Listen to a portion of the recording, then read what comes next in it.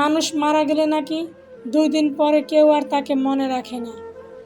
আমি বলি কি, জীবিত মানুষকেই বা কে মনে রাখে বলেন?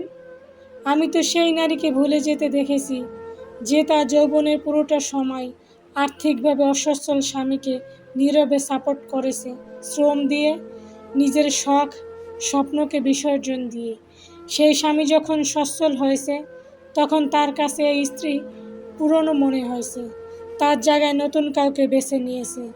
আমি তো সেই বাবা মাকে দেখেছি যাদের জীবনের পুরোটা সময় কেটেছে সন্তানদের মানুষ করতে, কখনো খেয়ে কখনো না খেয়ে, এক শার্ট পরে ছেঁড়া জুতা পরে কাটিয়ে দিয়েছে জীবনের বহুটা বছর।